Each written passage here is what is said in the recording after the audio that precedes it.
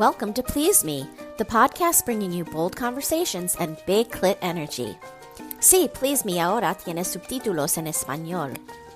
And welcome to my Friday bonus episode series. I'm Eve, your host, on a journey from trauma to sexual liberation.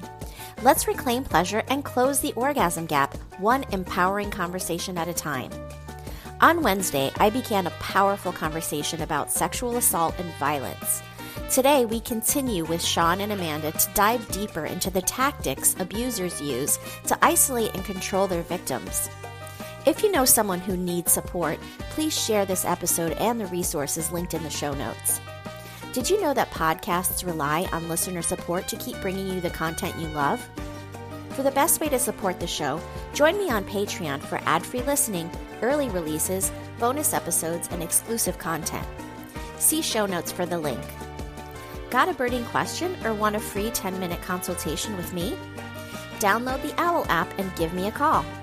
Check the show notes for my code to get $10 toward your first chat. Please Me is for mature audiences. Sit back, relax, and surrender to the pleasure of Please Me. Not everyone's going to experience everything on this wheel in their relationship, right? Now, you might.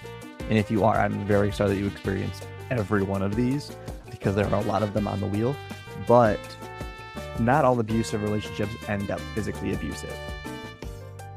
But all of them are going to be emotionally or socially abusive.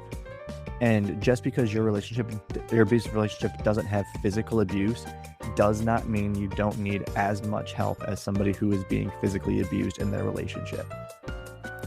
ASN Lifestyle Magazine is your go-to source for sex-positive, sophisticated content covering everything from the swinger lifestyle and adult entertainment to intimacy, wellness, and more. You can read every digital issue for free, and subscribers get access to exclusive content. See the show notes for the link to subscribe and check out their Instagram. I'm excited to share that I now have a monthly column in ASN called Big Clit Energy, a Please Me series. Don't miss it and subscribe today. This is the way it feels to move through summer in Lululemon. Iconic Align softness without the front seam. For our smoothest look and feel ever. Summer won't know what hit it. Stretch your limits in the non-stop flexibility of the new Lululemon Align No-Line Pant in select stores and at Lululemon.com. Meet the most capable CR-V Honda has ever dreamed of. The all-new CR-V Trail Sport Hybrid. With all-terrain tires and available enhanced traction control, it's built for wherever the day takes you. Heated front seats and a heated steering wheel, ideal for winter drives and crisp early starts. And with generous cargo space, it's ready for big gear and even bigger getaways. The CR-V Trail Sport Hybrid. Learn more at honda.com/CRV. No matter how you travel, it's good to have a plan. Some people plan every minute. No sleep, bus, museum, another museum. While others only plan to take it day by day. When it comes to your finances, a plan is just as important. You can count on Credit Karma to give you the insights you need to understand your options, so you can take charge of your financial path and find your way to money. Intuit Credit Karma. Karma you can count on. Download the app today. This episode is brought to you by Buffalo Trace Distillery. Powerful yet smooth. Contained but never tame. Proudly going their own way, but never going alone. This is the spirit inside Buffalo Trace Bourbon. Made at Buffalo Trace Distillery, the world's most award-winning distillery. Buffalo Trace is always perfectly untamed. Distilled, aged, and bottled by Buffalo Trace Distillery, Franklin County, Kentucky. 90 proof, 45% alcohol by volume. Learn more at buffalotracedistillery.com. Please drink responsibly. This episode is brought to you by Blink, an Amazon company. Think you're ready for Prime Day? With up to 50% off Blink Smart Security, you will be. With crisp HD video, real-time alerts, and two-way talk, you'll know the moment your packages arrive. Save big on Blink Smart Security, starting at just $19.99 with the Blink Mini 2 plug-in camera. Shop now at amazon.com/blink. Okay, so really looking at the relationship and seeing how would be the safest way to get out and having help and support. And you just brought up something that I actually wanted to go into, which was the wheel that you talked about, right? Of the tactics that, I don't know the name of it, but the tactics that like an abuser would use to manipulate the victim. Can you just go through some of those, just name them out? Because I'm just curious to know what those are. And I think that this is so important for people to understand too. Yeah. So we call it the power and control wheel.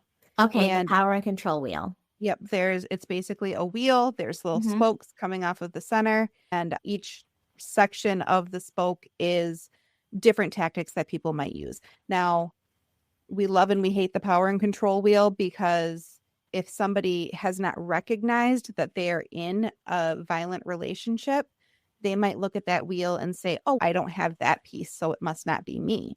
But the thing about it is that all of those different pieces can represent different parts of power and control. So you don't have to have all of them. No two relationships are going to look exactly the same. So you want to just start going back and forth, Shawn, about different spokes?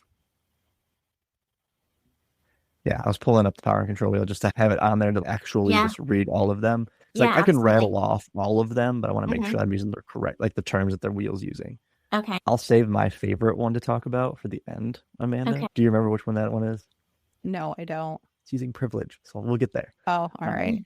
But so on the wheel, like we have using economic abuse. So making it so that person either doesn't get a job, can't maintain their job, harming their education so they can't better their life, having a house but only having the abuser's name on the house, or a bank account but only the abuser's name is on the account, or abuser's name is on the account. So really making it so that they have no financial stability should they leave that relationship, because they understand if their partner can't support themselves, it makes it that much more difficult to leave, because really what are they going to do without a house, a car, and no job or money? Okay, so that's one spoke.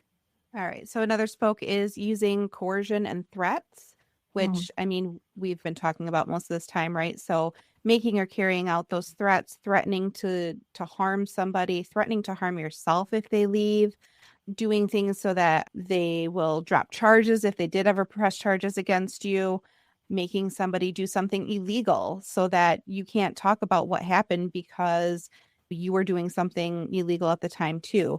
So usually we see that with drugs, or in younger relationships, drinking alcohol, stuff like that. So that's another spoke. Okay. Then using intimidation. So making them afraid by using looks or gestures. And the way I explain this to people all the time in presentations is, how many of you have the parent, grandparent, teacher, or coach who just could shoot you a look and you knew as soon as they did, you had to stop whatever you were doing? Absolutely. Pretty much everybody has experienced at least some point, right? The difference there is like our parents, grandparents is like those mentor figures and like guardian figures. They're using those looks to say, hey man, you're doing something that you probably shouldn't be doing right now because you're going to get yourself hurt or make yourself look dumb. So maybe don't do that. An abusive person uses that same tactic, but the message behind what they're doing is, you need to stop doing what you're doing because I don't like that, or I don't want you doing that, so you need to quit. They might break some of their property.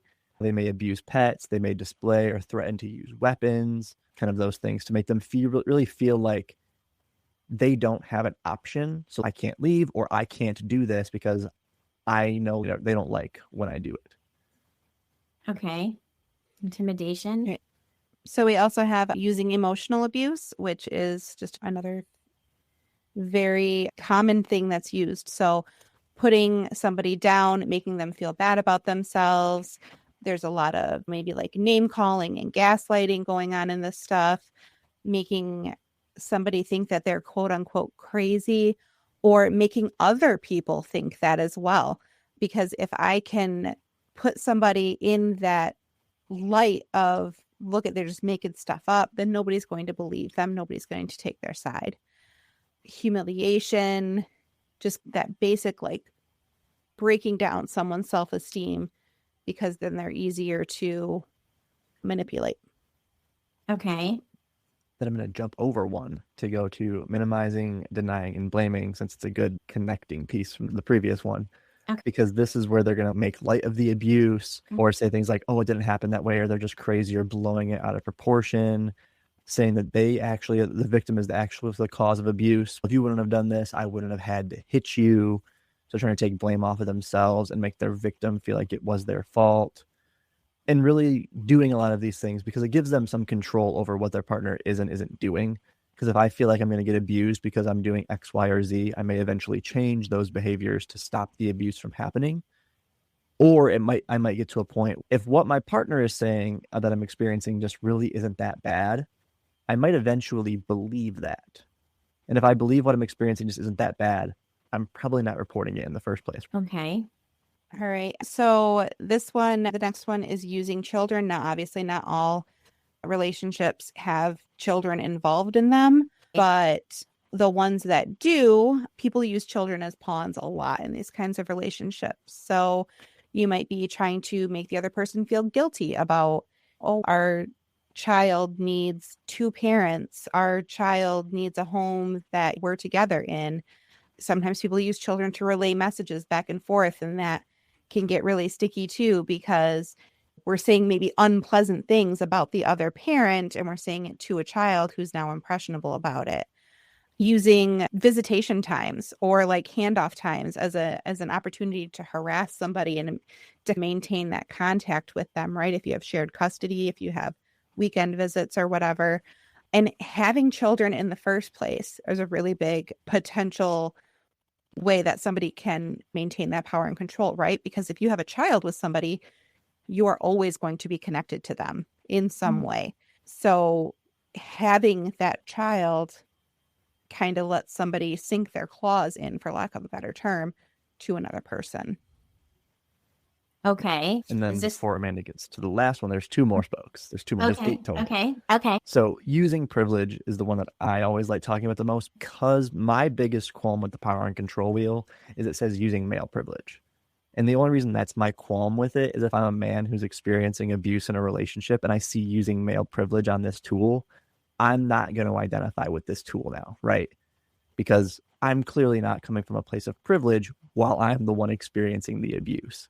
So it could be another man, though, that's experienced or dominating or abusing you. So it doesn't necessarily have to be a woman. It could be a man, too. Yeah. But it's just if I'm in a heterosexual relationship, this tool doesn't work with me, or it may not work because I'm seeing that. Maybe that should be in like parentheses, right? Because it could be using privilege but a man is typically in a more powerful position in our patriarchal society. So given the society that we live in, I can understand why this wheel was developed in this way, but certainly it can be looked at in a different way. So you can go ahead and explain that. Yeah. That's why I like the human trafficking power and control wheel, because abusive people use the same tactics. So that wheel looks almost identical to the domestic violence power and control wheel. It just says using privilege, not using male privilege on it. Gotcha. And the main reason I like to have that discussion with privilege is to reshape or reframe how we often view privilege when it comes to then relationship abuse. Because like we talked about earlier, people's identities play a role in their potential risk and give them potential additional barriers to disclosing abuse or additional ways in which an abusive person can abuse them. Amanda pointed out earlier, as a guy, if I'm being abused by a woman, I might not admit it, because that means I have to admit I was in a position where somebody was stronger than me or had more power than I did. And for a man in our society, that can be really difficult to do. So I'm not going to report it then based on that identity. But again, going back to that example of me being gay, because my partner could threaten to out me in that moment, that gives them a piece there. So reshaping how we view privilege to view it in relationships more on how do their identities interact and what barriers does that then give them to disclosing abuse, or what additional abuse tactics does that open them up to, versus seeing it as, well, it's a guy, so he inherently in our patriarchal society has more privilege, which men do. But in the confines of a relationship, that gender stereotype of men believing they have to be the strong, stoic ones can open them up to not wanting to talk about the abuse they're experiencing. Absolutely. And then you said there was 2 more? One more. Okay. Yep. One more. And that's something we've talked quite a lot about too. And that's using isolation. The isolation, the jealousy, go back to the whole beginning of our conversation. Exactly. And you hear a lot of that stuff. So we don't need to go deep into it, but that's another portion. The last cog of the wheel. And thank you for sharing like the whole wheel, I feel like it's really important for people to understand all of the tactics that people use to abuse and take advantage of other people. And oftentimes it may be one or two things. It may not be every single one. But if you're listening to this episode and you see any similarities in the relationship that you're currently in, really pay attention. It's so important to really pay attention to those red flags as they're occurring, right? And maybe take those rose-colored glasses off so that you can see things more clearly, right? Because it can be something that develops over time and becomes worse over time.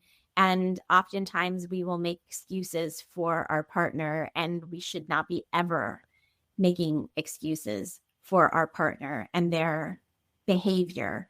Behavior and actions speak louder than words. So sometimes people can be lovely and nice and caring and beautiful. And then on the flip side, with Jekyll and Hyde, they can be very abusive and horrible. So really looking at your own relationships and paying attention to all of these details that we broke down is so key. You said something really important there, and I want to highlight it too, Yes. is that not everyone's going to experience everything on this wheel in their relationship, right? Now, you might. And if you are, I'm very sorry that you experienced every one of these, because there are a lot of them on the wheel. But not all abusive relationships end up physically abusive. But all of them are going to be emotionally or socially abusive. And just because your abusive relationship doesn't have physical abuse does not mean you don't need as much help as somebody who is being physically abused in their relationship. So just because your relationship, my partner doesn't hit me, so like it's not that bad. Like, you still deserve a relationship where your partner is loving and caring to you all of the time, not just some of the time.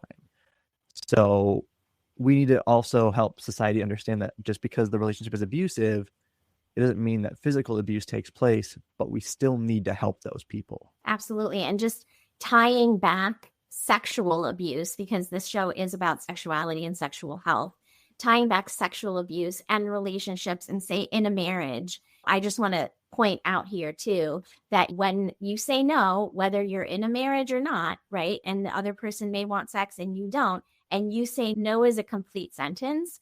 And if the other person is taking advantage of you and not honoring the consent of no, right, then that is abusive. That is sexual abuse. And you can have sexual abuse in a marriage or in a relationship where you already had sex with that person 100 times. It doesn't matter whatever happened prior to the moment. If you're saying no now, that means no. Do you want to just speak on that a little bit? So what I want to point out in there is, speaking of marital rape, when did marital rape become illegal? Is there a date? Yeah. Yes.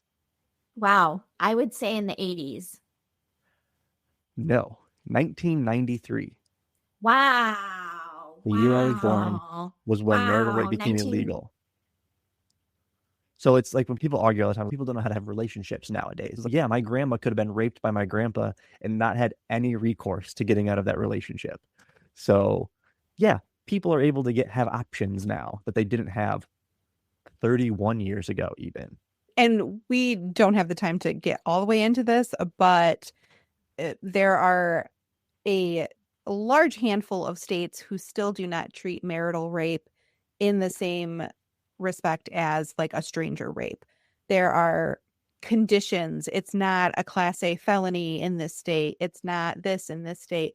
Oh, it's only rape if you are legally separated.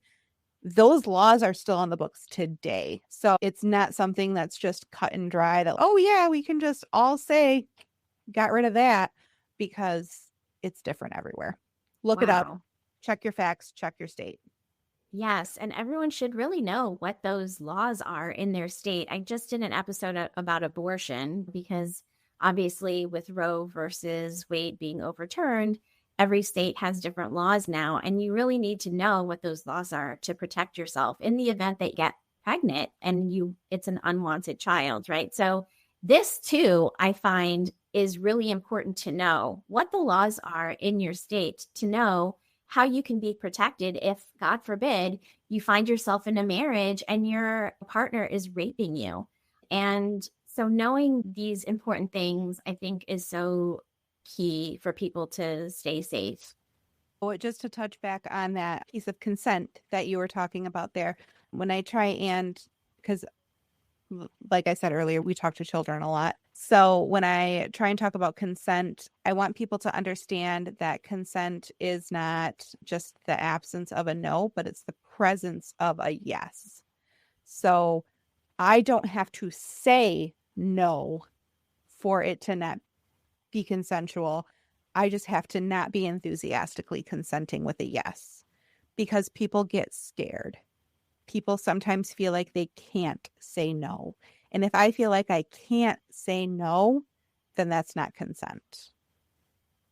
That's a good point and a great thing to bring up for child sexual abuse victims. And this show is listened to by adults. It's not for children. However, if you are a victim of childhood sexual abuse, as I am, I'm an adult now, but I remember in the past, I couldn't say no. I never felt like I could say no. So that is basically what you're describing here.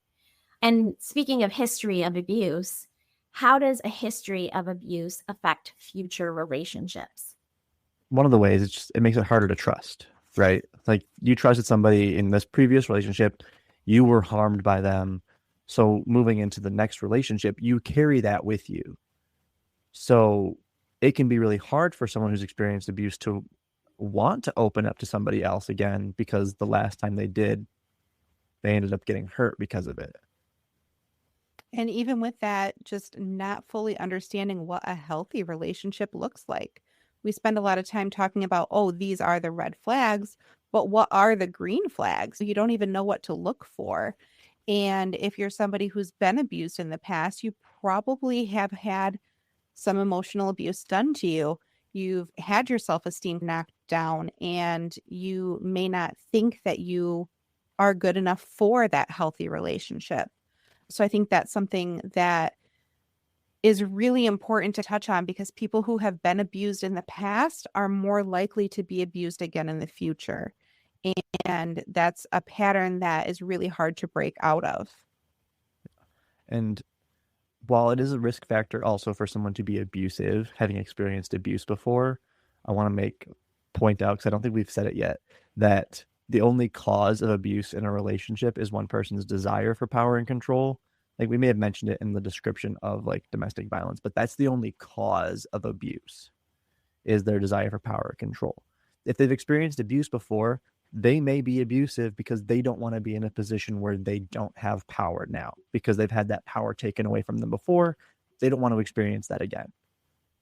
But just because someone's experienced abuse before, just because they're jealous, that doesn't mean that's why they're going to be abusive. They're abusive because they want power and control, or believe they have power and control over that person. Power and control is the key. Absolutely.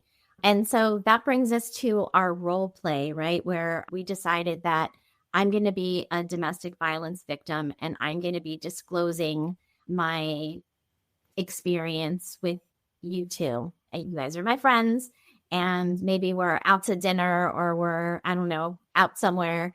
And I'm going to be telling you about that abuse. Anything else you want to say before we jump into the role play? The only one that I would quickly point out, for those of you who might be wondering, why would somebody be allowed to get away with being abusive, especially the early abuses? And I always explain it to people, like, how many of you have had conversations with your friends if one of you needed to get rid of a body who could rely on with no questions asked? And usually, like, my audience, like, at least half people raise their hands. Now, we're not going to justify every murderer, because hopefully we all agree murder is bad. But if it's our friend, we make some justifications for them, because our friend has shown us they're a good person. We wouldn't be friends with them if we didn't like hanging out with them and think they were at least a kind of okay person. Yeah, of course, my friend calls me up, yeah, let me go grab my shovel, I'll help you out with this. An abusive person needs their victim to care about them first, to get away with some of those earlier abuses, because then they can get their victim to make some of those justifications. They're only like this when they're drinking. They've been really stressed lately. He doesn't like it when I do this, or they don't like it when I do this, so really it's my fault. They start putting some of that blame on. Right. You're making excuses for the other person. Absolutely. Yep. So keeping that in mind, that can be why, is because they like them. So they're going to make that justifications because they're sympathetic to that person. Right. They want to believe this person is good. So when they have a bad day, it's not because they're abusive, they're just struggling. And I will point out here that even if you like somebody, or even if you love somebody, that's not always enough. And emotions can be there, and still you can have a relationship that is abusive. Going on vacation? We're here for it. With kids who turn a backseat into a courtroom drama over whose tablet is louder, whose charger is faster, and why watching the same cartoon for the 100th time is a human right? Yep, we totally have vehicles to handle that. Because whether it's a road trip or a business trip, where your flight's delayed, your phone's at 2%, and your dinner, whatever's open, yeah, here for that too. Enterprise, we're here for it. Oh, tasty high note. Oh, hi, don't mind me. I'm practicing my new baritone sax. I just heard PayPal's paying for people's stuff every day for 100 days, and there's 10 million up for grabs. All you have to do is use PayPal checkout online. So there's never been a better time to buy a few things off the old wish list. Like this leaf blower! PayPal could pay for your purchase. The Great PayPal Checkout. No purchase necessary ends July 18th. See official rules at paypal.com/thegreatpaypalcheckout/terms. Participating merchants only must use PayPal checkout online. Coverage of up to $100 and eligible purchases per card. At Capella University, learning online doesn't mean learning alone. You'll get support from people who care about your success. Like your enrollment counselor, who gets to know you and the goals you'd like to achieve. You'll also get a designated academic coach who's with you throughout your entire program. Plus, career coaches are available to help you navigate your professional goals. A different future is closer than you think with Capella University. Learn more at capella.edu. The #1 selling product of its kind with over 20 years of research and innovation. Botox Cosmetic, onabotulinum toxin A, is a prescription medicine used to temporarily make moderate to severe frown lines, crow's feet, and forehead lines look better in adults. Effects of Botox Cosmetic may spread hours to weeks after injection, causing serious symptoms. Alert your doctor right away as difficulty swallowing, speaking, breathing, eye problems, or muscle weakness may be a sign of a life-threatening condition. Patients with these conditions before injection are at highest risk. Don't receive Botox Cosmetic if you have a skin infection. Side effects may include allergic reactions, injection site pain, headache, eyebrow and eyelid drooping, and eyelid swelling. Allergic reactions can include rash, welts, asthma symptoms, and dizziness. Tell your doctor about medical history, muscle or nerve conditions including ALS or Lou Gehrig's disease, myasthenia gravis, or Lambert-Eaton syndrome, and medications, including botulinum toxins, as these may increase the risk of serious side effects. For full safety information, visit BotoxCosmetic.com or call 877-351-0300. See for yourself at BotoxCosmetic.com. Buenos dias! Café Bustelo espresso-styled iced coffee is hitting refrigerators with a cold front that'll sweep through your senses. So keep the coffee pours long and the cool sip slow. Café Bustelo está aquí. So we're going to jump into our role play because we only have a few more minutes. And I'm going to say action, and then I'm going to be disclosing my abuse. Okay? And here we go. Action. How are you guys tonight? I really am so glad to see you. I really want to talk to you guys about something. Oh, it's really great to be here too. So what is it that you wanted to talk to us about?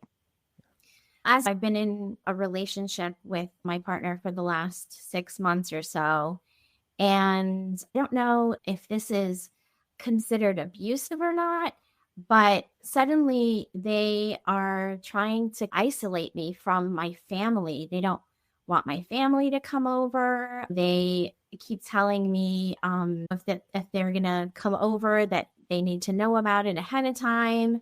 And they are trying to not let me talk. Like when they hear me talking to like my mom, for instance, or my dad on the phone or my brother, they are quick to try to end the conversation because they suddenly need me for something. And it's starting to become really concerning. And I just wanted to bounce that off of you and just wondering what you think about that. Okay. So just to start off, like you're looking for us to give you some insight then, right? You're looking for us to give you some help with this. This isn't something that you just want to have someone just be supported and listen for. I definitely would love some advice because I just find it so unusual. And I don't know why they would not want me to be in touch with my family. Yeah, I'm sorry it's happening to you. In relationships, it can now, is he doing it? It's every time, right? It's not just every single time. Yes. Yeah. So we know that sometimes people will try to make it so their partners can't see their family or talk to some of their friends. So we're glad you're able to come out tonight, but they're doing that to start. Doesn't know that I'm here with you guys. So that's another thing too. Sometimes I have to, if I want to see my friends, I have to create some kind of, I don't know, story so that I can do some things that I want to do because he doesn't want to let me out of the house. Yeah, that definitely sounds then like he's trying to cut you off from the people in your circles. And that's not okay. You shouldn't have to experience that in your relationship. And looking for the advice that you're looking for, have you talked to him at all about it? Or every time I bring it up, he just makes up an excuse that it has nothing to do with him trying to cut me off from my family. He needs me at that moment or whatever. And yeah, I have tried to talk to him, but it's not really sinking in. Okay. Eve, we see these kinds of things start to happen a lot in relationships that are getting at least to a point of toxicity. And then that can really lead to relationships that become abusive. And Shawn and I we're really worried about your safety at this point of where this relationship might be headed if these are the things that are happening right now. I would suggest that we start taking a long, hard look at if this is a relationship that you really want to continue with. And if it is something that you want to keep pursuing, then maybe we could all sit down and have a conversation with them if that's something that you feel might be helpful, just to say, hey, we haven't been seeing as much of Eve lately, and we'd love to get a little bit more involved. Or if it's a relationship that you decide that you don't want to keep pursuing, keep putting this effort into, then Shawn and I can definitely help you with some resources to help you get out of that. Yeah. And we want you to know too, whatever decision you make, we will support you either way. Thank you for saying that. I do appreciate having these wonderful friendships with both of you. And I know that I can count on you if and when I do decide to leave. And I feel like I need to think about it more because I'm not really sure. But I would love to know what resources you recommend.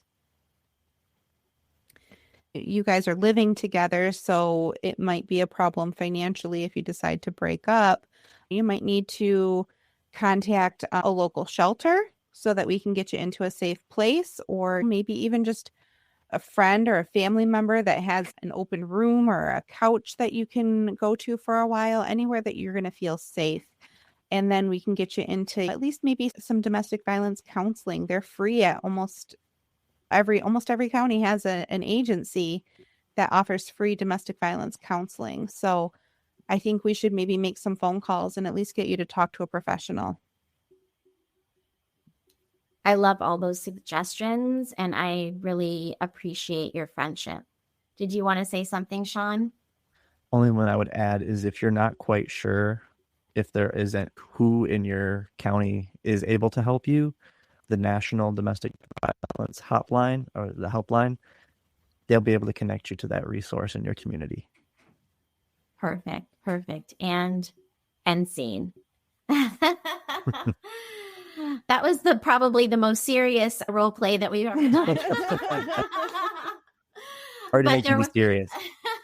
But there were some giggles at the end. But no, that was really great. And I think it's so important for people to understand that there are resources out there for them if they are experiencing any kind of domestic violence or sexual assault. And so thank you guys for being on the show today. I want to make sure that my listeners can find you. Where can we find you? Yeah, so you can find Touchy Subjects podcast on Facebook, on Instagram, on Threads. You can find us all of our socials. TouchySubjectsPodcast.com is our website where you can find all of our episodes. or you can find us on any of your favorite podcast listening apps. Fantastic. And do you offer counseling services, or is there anything else that you want to add? So Amanda and I do not offer counseling services. The agencies that we work for do. I would recommend reaching out, obviously, to the national hotline if you ever were looking for a resource in your community that you don't know about. And just looking at the role play that we did, letting somebody know who discloses to you that you're there to help and support them, regardless of what choice they make, is incredibly important, because they may not be ready to leave yet. But if they know they have your support, they know they can reach out to you when that time does come. Great point. And I just want to make sure, I forgot. I'm just listening and I'm like not paying attention here. There's the website, touchysubjectspodcast.com. And is there a contact me page or a contact me section that people can contact you if they have any questions? Yeah, there's a contact page. And then also you can just email us at touchysubjectspodcast@gmail.com. That goes right to us, and we can answer any questions that you got there too. Fantastic. Thank you. And I just want to make sure that my listeners can find me on pleaseme.online. And I have a wealth of information there. My show and actually my website is up for an ASN award for Best Educator and Best Educator website. So be sure to check the website out. And there's a plethora of information on there. Check that out. And also you can go to asnawards.com and you can vote for me for those awards, Best Educator and Best Educator website. So please make sure that you do that so that I can bring those wins home. And with that being said, I want to say goodbye to Shawn and Amanda. Thank you guys for being here today with me. Thanks for having us. Thanks for having us. All right. And until next time, everyone, bye. For ad-free listening, exclusive bonus episodes, Eve's library of archived webinars, and early access to new releases of Please Me, become a monthly supporter on Patreon. Simply open the Patreon app on your phone, search for Please Me, and subscribe today for premium content and more. Cheers to finding your pleasure and big clit energy.